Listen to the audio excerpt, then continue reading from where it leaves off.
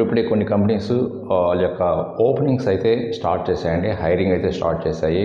Most of the top MNC companies అన్నీ కూడా మీరు గమనించండి, లింక్డ్ఇన్లో కానీ నౌకరీలో కానీ వాళ్ళ పోస్ట్స్ అయితే పోస్ట్ చేస్తున్నారు. మినిమం 2 years ఎక్స్పీరియన్స్తో ఇన్ని జాబ్ ఓపెనింగ్స్ ఉన్నాయని, 1 year ఎక్స్పీరియన్స్ ఇన్ని జాబ్ ఓపెనింగ్స్ ఉన్నాయని టెక్నాలజీ మీద అయితే ఓపెనింగ్స్ అయితే ఉంటున్నాయండి. బట్ ఏంటంటే ఈ కాంపిటీషన్ తట్టుకోవాలి నేను, బట్ ఈ కాంపిటీషన్ తట్టుకొని నా ప్రొఫైల్ షార్ట్ లిస్ట్ అవ్వాలి అంటే నేను కొన్ని అయితే చెప్తానండి, కొన్ని వేస్ చెప్తాను. మీరు అది ఫాలో అయితే మ్యాక్సిమం మీరు కొంత డిఫరెన్స్ అయితే కనిపిస్తుంటుంది అండ్ ఈ కాంపిటీషన్ కూడా కొంచెం తట్టుకోగలుగుతారు. అదేంటంటే మీ అందరికీ తెలిసిన విషయమే, ఎక్కువగా మన లొకేషన్స్, ఏ లొకేషన్ ఎక్కువ చూజ్ చేసుకుంటారు అంటే ప్రిఫర్డ్ లొకేషన్స్ హైదరాబాద్గా, either Hyderabad or Bengaluru location prefer చేస్తుంటారు. సో ఈ లొకేషన్స్లో ఏంటంటే కాంపిటీషన్ మరీ ఎక్కువగా ఉంటుందండి.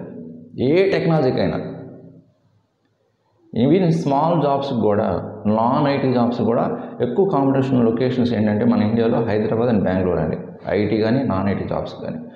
మరి అంత కాంపిటీషన్ ఉన్నప్పుడు మనం కొంత యావరేజ్గా ఉన్నాం స్కిల్స్లో, లేకపోతే అసలు నా ప్రొఫైలే షార్ట్ లిస్ట్ కావట్లేదా అని అనుకుంటే మాత్రం ఇవి కాకుండా అదర్ లొకేషన్స్ని ప్రిఫర్ చేయండి.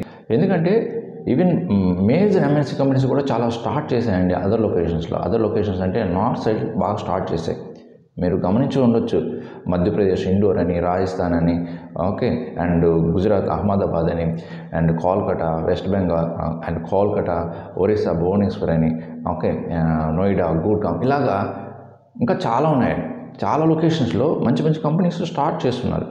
ఓకే, సో అందువల్ల ఆ లొకేషన్స్ మీరు ట్రై చేయండి. కొంతలో కొంతైనా కాంపిటీషన్ అయితే తగ్గుతుందండి compare to these both locations like Hyderabad and Bengaluru locations.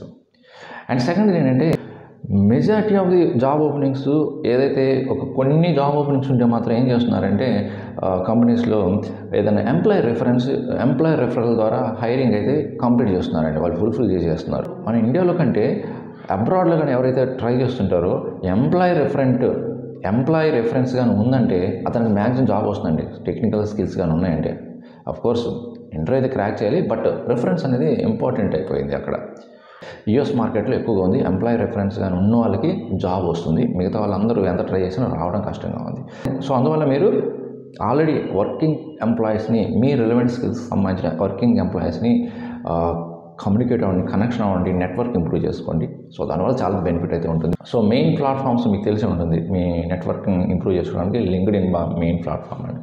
And third ఏంటంటే ఎవరైతే లింక్డ్ఇన్ అకౌంట్ ఇంకా క్రియేట్ చేయకుండా ఉన్నవాళ్ళు లింక్డ్ఇన్ అకౌంట్ క్రియేట్ చేసుకోండి అండ్ ఆ పోస్ట్స్ని ఫాలో అవ్వండి.